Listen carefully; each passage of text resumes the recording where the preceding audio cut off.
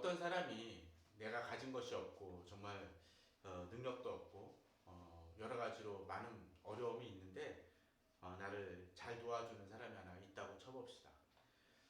처음에는 그 사람에게 감사할지 모르지만 조금씩 지나가면서 그것이 익숙해지면 받는 것을 너무 익숙해지는 사람이 있습니다.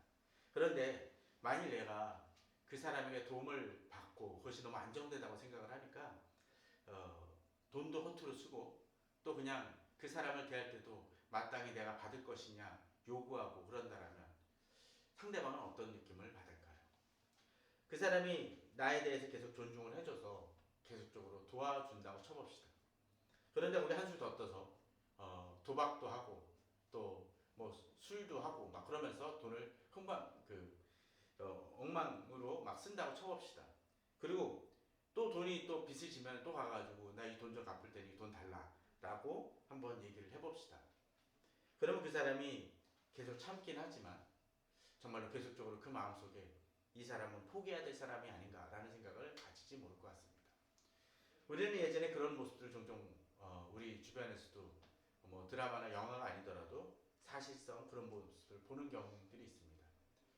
정말 도박이나 술이나 여러 가지에 빠져가지고 그 부모님한테 가가지고 맨날 돈 달라 그러고 또 없으면 또 몰래 훔쳐서라도 찾아가는 사람들 가끔 우리는 발견하지 않습니까? 그런데 만일 그렇게 나를 도와주던 사람이 어느 순간 그래 도와주겠다 하고서는 집을 한 채 사줍니다. 그리고 거기다가 통장에 뭐 1,000만 원이면 1,000만 원을 딱 넣어둡니다. 그리고 거기에 쌀 한 푸대도 한 20kg짜리 갖다 놓고 냉장고도 꽉꽉 채워줍니다. 그리고 이야기합니다. 더 이상 나한테 전화하지 마. 너하고는 더 이상 연락 끊을 거야. 라고 지원도 끊을 거야. 라고 얘기한다면 그때 만일 내가 야 이렇게 집도 생기고 돈도 생기고 그랬으니까 난 정말 내가 원하는 게 다 얻었어 라고 기뻐한다라면 다른 사람들이 나를 어떻게 평가할까요?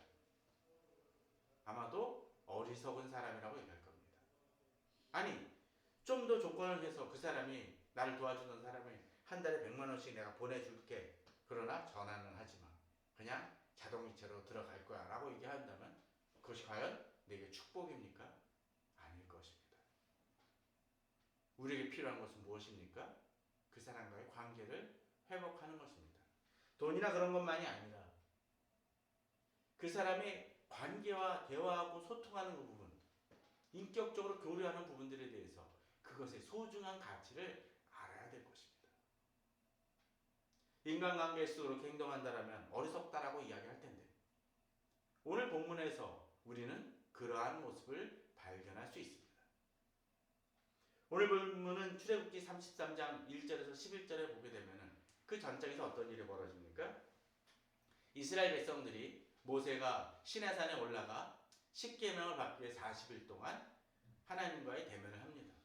근데 그렇게 오랫동안 있으니까 이스라엘 백성들이 어떻게 행하죠? 아론에게 가가지고 이 우리를 애굽에서 인도해낸 모세는 어떻게 됐는지 모르니 네가 우리를 인도할 신을 만들라고 얘기합니다. 그러니까 아론이 어떻게 행하죠? 너희들의 금은 장식구를 갖고 오라고 하고 그것을 모아서 금송아지를 만듭니다. 그것에 분노한 하나님 그리고 그 얘기를 들은 모세는 시내산에 내려와 모세는 하나님이 직접 새겨주신 십계명을 던져 깨트려 분노하고 또 그것에 주동했던 인물들을 죽이기도 합니다. 그렇지만 모세는 거기서 멈추지 아니하고 이제 다시 하나님께 자기 목숨을 걸고 기도합니다. 하나님은 내가 이스라엘 백성들 버릴 테니까 너를 중심으로 해서 또 다른 민족을 세워서 내가 너에게 축복하겠다라고 얘기하지만 모세는 이 민족을 살려달라고 얘기합니다. 버리지 말라고 얘기합니다. 그래서 어떻게 하십니까? 하나님이 용서해 주시는 모습이 등장을 하죠. 그리고 오늘 본문이 등장을 합니다. 자, 한번 읽어보도록 해보죠. 출애굽기 33장 1절에서 11절 중에 1절을 보면 여호와께서 모세에게 이르시되 너는 내가 애굽 땅에서 인도해낸 백성과 함께 여기를 떠나서 내가 아브라함과 이삭과 야곱에게 맹세하여 내 자손에게 주기로 한 그 땅으로 올라가라고 얘기합니다. 하나님 애굽에서 그들을 이끌어내신 목적이 무엇입니까? 이 약속의 땅으로 이끌기 위함입니다. 자, 1절에서 보게 되면 하나님이 이 이스라엘 백성들을 어떻게 하십니까? 이 광야에서 떠나서 그곳까지 갈 수 있게 또 그리고 도착하도록 하나님이 은혜를 내려주심을 보게 됩니다. 하나님이 복 주시는 거죠. 그죠?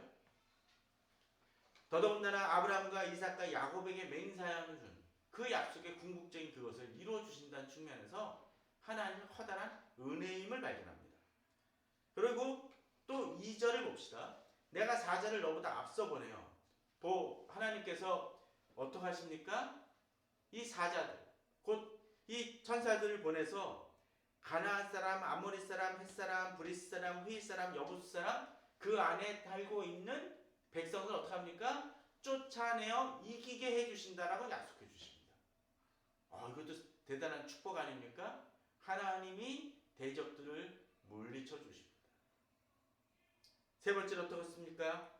그곳에 도착한 것만이 아니라 백성들, 이방 민족들을 쫓아낸만이 아니라 세 번째 어떻게 합니까? 너희를 젖과 꿀이 흐르는 땅에 이르게 하겠다고 하십니다. 하나님이 약속하신 것을 완전히 이루십니다. 이것만 보면 엄청난 축복임을 알 수가 있습니다. 저희는 우리 성도님들에게 이러한 축복이 이루어지기를 소망합니다. 하나님 분명 이루어 주시는 하나님이십니다. 그런데 오늘 본문은 여기서 끝나는 것이 아니라는 것을 우리는 좀 주목해 볼 필요가 있습니다. 이 3절에 제가 너희를 젖과 꿀이 흐르는 땅에 이르게 하려니와만 봤지만 그 뒤에 나오는 내용이 있습니다. 화면에 보시면 나는 너희와 함께 올라가지 아니하리니 너희는 목이 고진 백성인즉 내가 길에서 너희를 진멸할까 염려함이라 하시니 라고 되어 있습니다. 자, 모든 것이 진행이 되어지는데 뭐가 하나 빠졌죠? 하나님이 이스라엘 백성들과 함께 올라가지는 않을 것이라고 말씀하십니다. 하나님이 많은 축복을 더 허락하시고 약속한 것을 이루시긴 하지만 거기에 뭐가 빠졌습니까? 하나님이 함께 하시지 않는다라는 것입니다.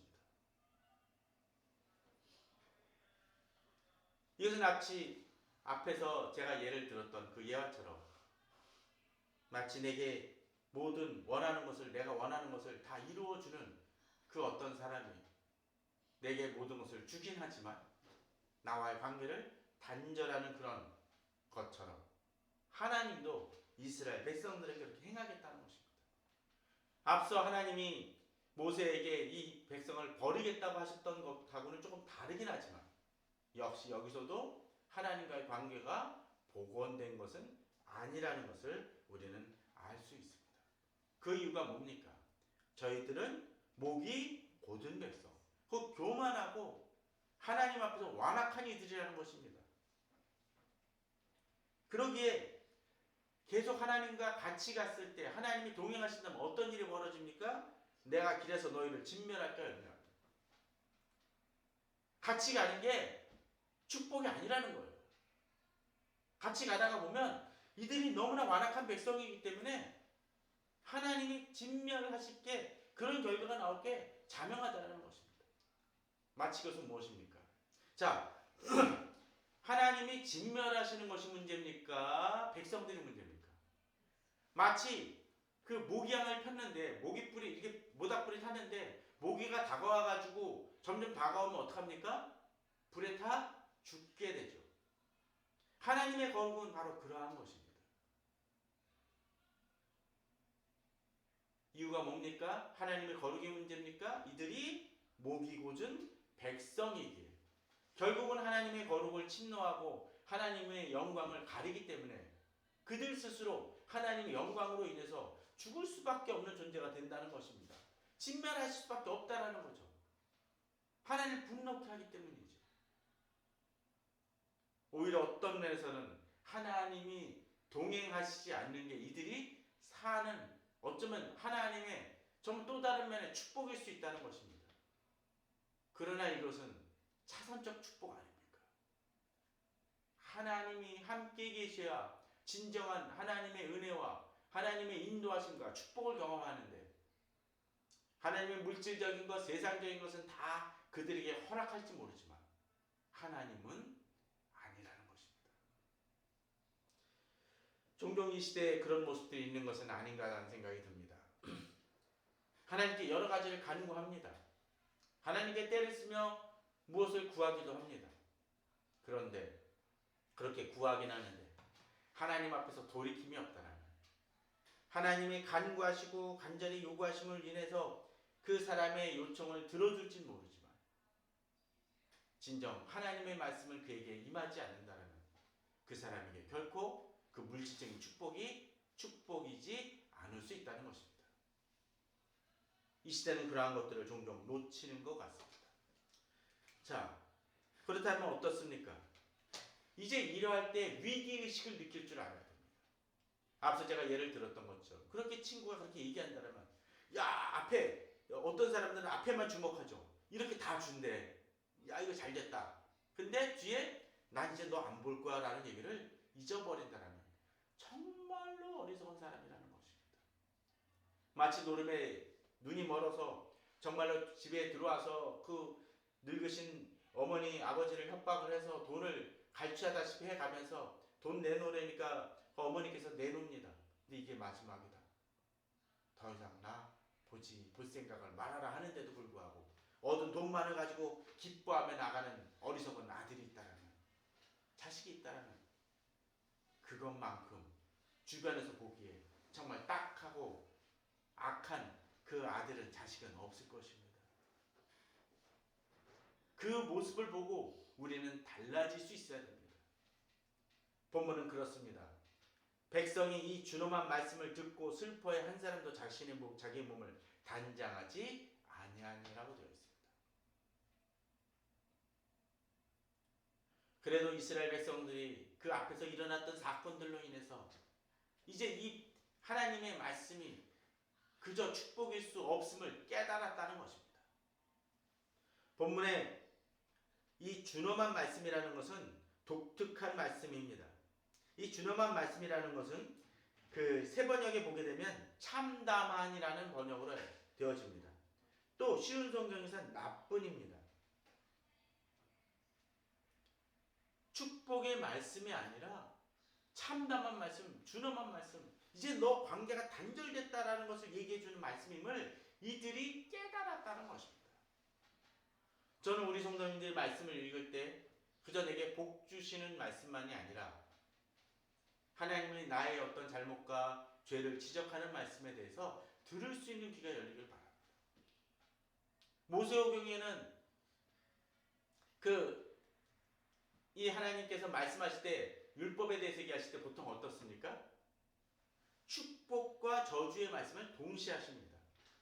같은 것 속에서 하나님의 말씀을 들을 때는 축복이지만 듣지 않을 때는 그것이 오히려 환난과 어려움으로 다가온다고 얘기하십니다.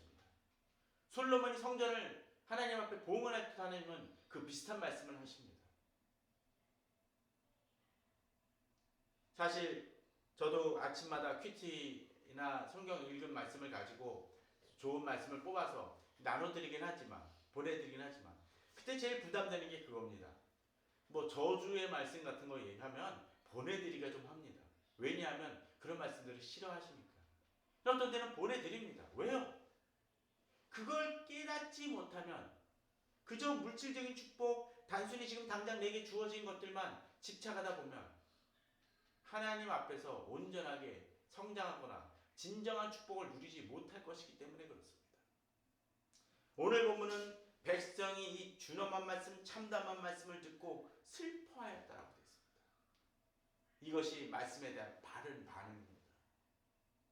설교 말씀을 듣고도 그러한 우리 성도님들 되길 바랍니다. 내게 좋은 말씀만이 아니라 내게 찔리는 말씀에 대해서도 반응하시는 성도님들 되시길 바랍니다. 슬퍼할 줄 알아야 됩니다. 그런데 여기서 한 걸음 더 나아가길 바랍니다. 슬퍼하는 것만이 아니라 본문은 어떻게 얘기합니까? 슬퍼하는 것에 대해 적절한 반응을 하죠. 한 사람도 자기의 몸을 단장하지 아니하죠.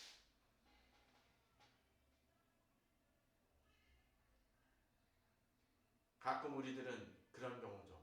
슬픈 일을 당했는데 맛집을 찾아서 간다는 거. 또는 어디 가가지고 막 그 즐겁게 노래하고 즐기는 것에만 집착한다면 우리는 그 사람이 진정 슬퍼하는 사람인가라는 생각을 가질 것입니다. 이스라엘 백성들은 한 사람도 자기의 몸을 단장하지 아니하였다라고 되어 있습니다. 이 단장하지 아니하였다라는 것은 보통 이스라엘 백성들이 회개할 때 어떻게 하죠? 죄를 뒤집어 쓰고 뭐 옷을 찢고 땅에 엎드리고 뭐 그런 얘기들이 등장을 하죠. 그것과도 연관이 있긴 합니다. 단장하지 아니하는 편에서. 그런데 이제 이어지는 본문 속에서 이제 좀 더 이것이 어떤 의미를 지니고 있는지를 보게 됩니다. 자, 5절이 다시 등장을 합니다. 여호와께서 모세에게 이르시기를 이스라엘 자손에게 이르되 너희는 목이 고준 백성인즉 내가 한순간이라도 너희 가운데 이르면 너희를 진멸하리니 라고 되어 있는데 여기까지는 앞서 이야기하셨던 하나님 말씀이 반복이 되는 듯 싶습니다.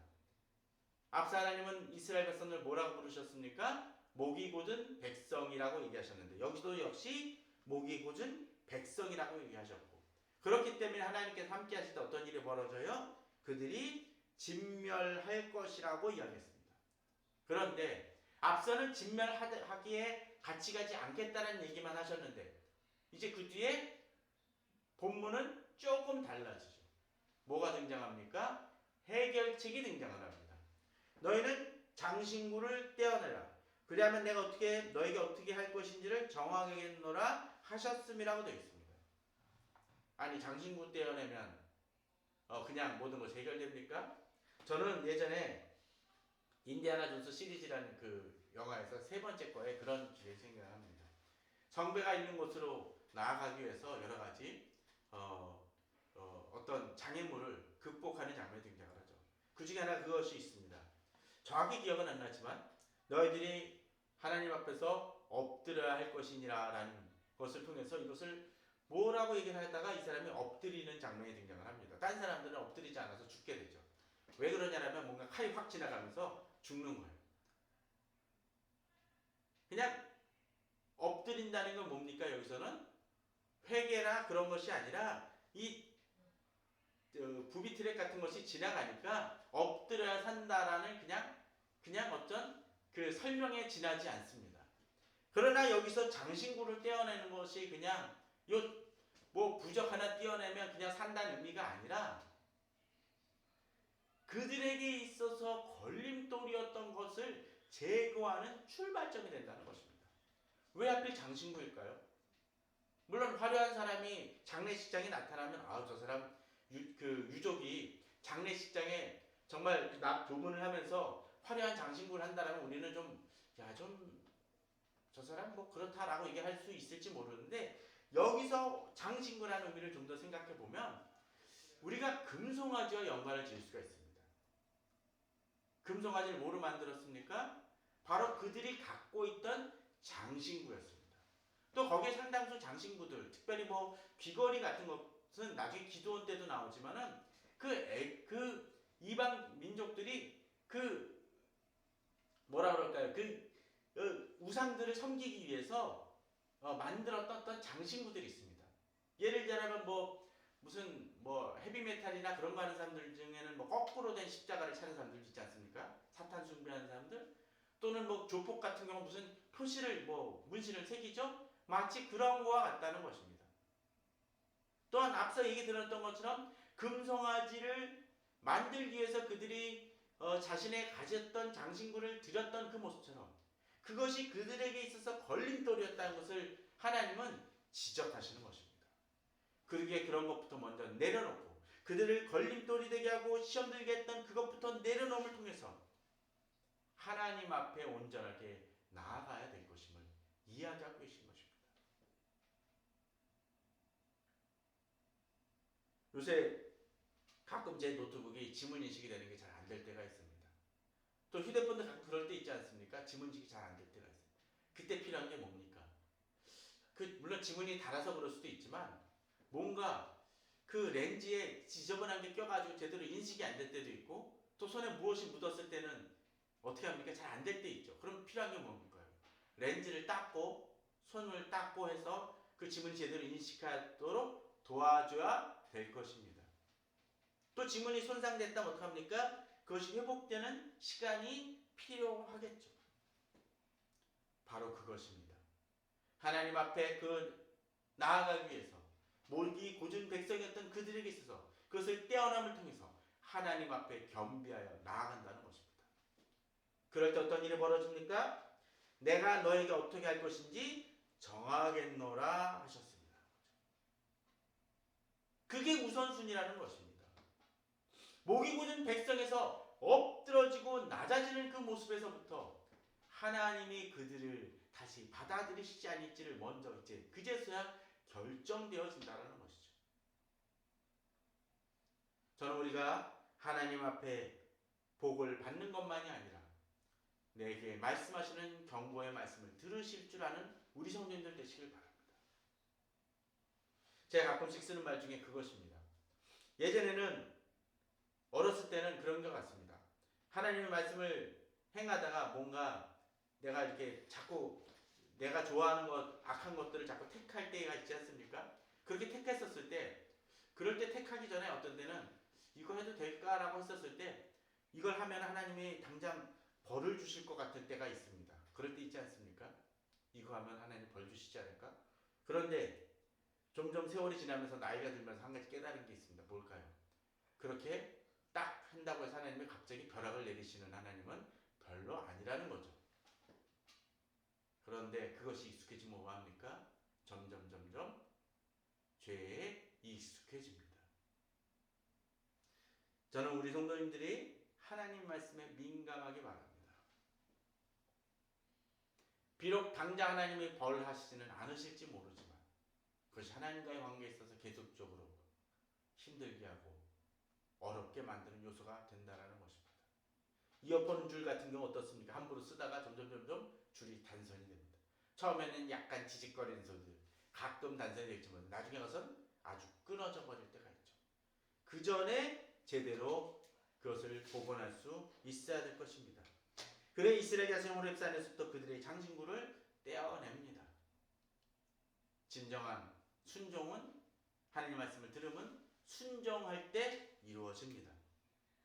그리고 이제 어떤 일이 벌어집니까? 이렇게 떨어지고 나니까 이제 모세가 하나님 앞에 나아갑니다.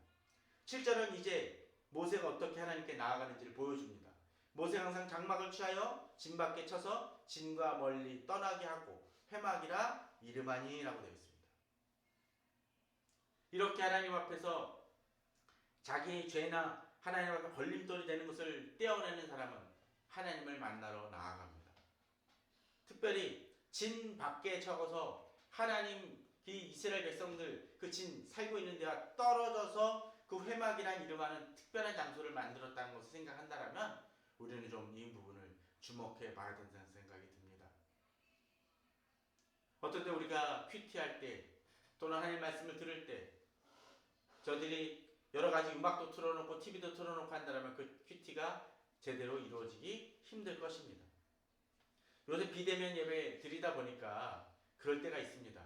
비대면 예배 드릴 처음에는 사람들이 처음에 드릴 때는 어떻습니까? 예배와 똑같이 평상시 예배와 똑같이 드십시오 그랬더니 막 옷도 어떤 사람은 제대로 단정하게 입고 하는데 조금씩 지나면서 어떻습니까?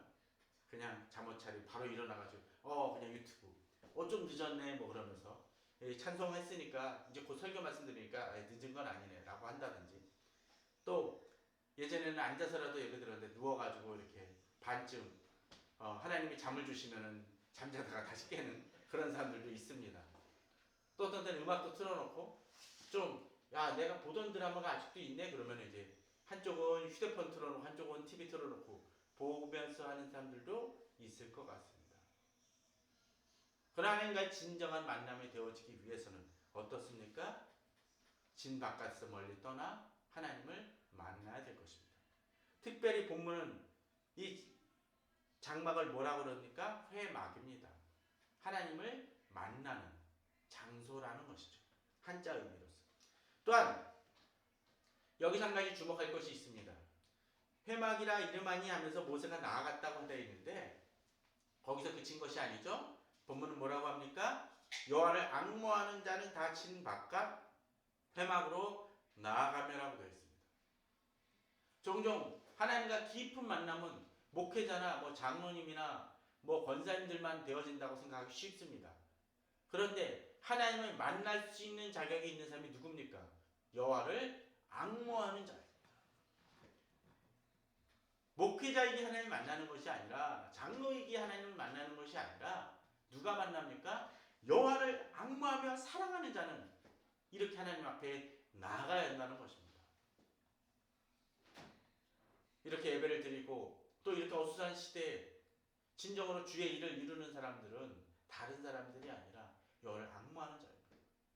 제 주변에서도 보게 되면 정말로 하나님을 사랑하며 하나님의 일을 굳건히 잘 해내는 사람들은 목회자이기 때문이 아니라, 장로이기 때문이 아니라 하나님을 사랑하는 순수한 사람들이 진정으로 주의 일을 이루며 또 교회에 도움을 주고 또 하나님께 영광을 돌리는 그러한 일들을 행하는 것을 보게 됩니다. 저는 우리 성도님들이 여호와를 앙망하는 자 되길 바랍니다. 또 8절에서 모세가 회막으로 나아갈 때 백성이 다 일어나 자기 장막문에 서서 모세가 회막에 들어가기까지 바라보며라는 그 모습처럼 진정으로 하나님을 만나는 것을 경외하는 우리 성도님들 되시기를 바랍니다. 그럴 때 주의 축복이 임하고 주의 놀라운 일이 임합니다. 9절에 보게 되면 모세가 회막에 들어갈 때 뭐가 내렸다고요? 구름 기둥이 내려 회막문에 서며 여호와께서 모세와 말씀하셨다라고 되어 있습니다. 우리가 큐티하고 또 이렇게 하나님 말씀을 들을 때 우리는 그냥 예배드리고 그러한 것 같지만 진정으로 구름 기둥이 임하는 것처럼 우리에게 하나님의 영광이 임하고 하나님의 은혜가 임하고 하나님이 임하신다는 것을 우리는 알아야 될 것입니다. 그 하나님의 임하심을 느끼지 못한다면 어쩜 우리는 아직도 내 안에 있는 장신구를 제대로 떼어내지 못하고 하나님 앞에 목이 고진 백성으로 서 있는 것일지도 모릅니다. 모세가 대표로 그렇게 나아갔었을 때 모든 백성이 그 모습을 보고 각기 장막문에 서서 예배하였다라고 되어 있습니다. 제가 여기서 설교하지만 이 설교자로서 그저 설교하는 것만이 아니라 우리 성도님들도 같이 하나님을 만나는 것이고 하나님의 말씀을 듣는 것입니다. 그것을 깨달을 때 하나님의 놀라운 은혜도 임하게 됩니다. 저는 우리 성도님들이 그런 하나님과 깊은 만남을 갖는 우리 성도님들 되시길 바랍니다. 물질의 축복, 세상에서 구하는 것들도 응답되는 것도 이루어져야 될 일이지만 하나님과의 신실한 관계가 우선이라는 것을, 보다 더 중요하다는 것을 깨달으시는 우리 성도님들 되시기를 바랍니다. 이제 11절은 그렇게 얘기합니다. 사람이 자기 친구와 이야기한 같이 여호와께서는 모세와 대면하여 말씀하셨다라고 되어 있습니다. 저는 우리 성도는 이런 깊은 관계가 되길 바랍니다. 그런 사람들은 정기적인 기도만이 아니라 언제든지 하나님과 대면하며 하나님 음성을 듣고 하나님 인도를 받습니다. 언제든지 하나님과 그 이야기하시는 한 라인이 열려 있다는 것이죠. 저는 우리 성도님들이 그 모세처럼 그런 하나님과 친밀하게 이야기하는 그런 수준으로까지 도달하기를 바랍니다. 그런데 그 일들은 그저 쉽게 이루어지는 것이 아닐 수 있습니다. 이 11절 후반은 제가 좋아하는 구절인데 바로 이런 얘기가 등장합니다. 모세는 진으로 돌아오나 눈의 아들 젊은 수종자 여호수아는 회막을 떠나지 아니하였다라고 되어 있습니다. 자, 창세기, 출애굽기, 레위기, 민수기, 신명기는 우리 모세가 썼다고 얘기합니다. 근데 그 뒤에는 뭐가 나옵니까? 여호수아입니다. 모세의 뒤를 이은 여호수아라는 그 지도자. 창세기, 출애굽기, 레위기, 민수기, 신명기 다음에야 나오는 이 여호수아서지만 또 본문에는 젊은 수종자 여호수아라고 되어 있지만 신명기 다음에 여호수아서가 등장하는 것은 그냥 등장하는 것이 아님을 본문은 보여줍니다. 여호수아는 젊었을 때부터 하나님을 만나는 장소 그 회막을 중시 여겼음을 보여줍니다. 그러기에 이 사람은, 젊은 이 여호수아는 여러 가지 어려움과 또 미숙함도 있었을지 모르지만 결국 모세를 이어 주의 일을 이루고 이스라엘 백성들을 이끄는 지도자로서 성장할 수 있었다라는 것입니다. 그가 지도자로 성장할 수 있었던 것은 그저 그냥 그에게 능력이 있어서만이 아니라 하나님과의 친밀한 관계 속에서 이루어졌다라는 것을 기억할 때 저는 우리 성도님들이 하나님과의 깊은 만남을 중시 여기고 그것을 이어나가는 또 여호수아처럼 회망을 떠나지 않는 마음으로 주님과의 만남을 계속하는 우리 성도님들 되시기를 바랍니다. 그러할 때 진정 우리가 주님을 만나고 성장해 나아갈 수 있습니다. 특별히 이 10월달 이제 가을의 계절이라고 얘기하는데 독서의 계절이 아니라 성경의 계절로서 또 우리 성도님들에게 바뀌어져 나가길 바랍니다. 그러함을 통해서 더욱더 주의 모습으로 주의 영광을 바라보며 주 앞에서 성장해 나아가고 주의 축복을 누리는 우리 성도님들 되시기를 주님의 이름으로 축원합니다. 다 같이 기도하시겠습니다.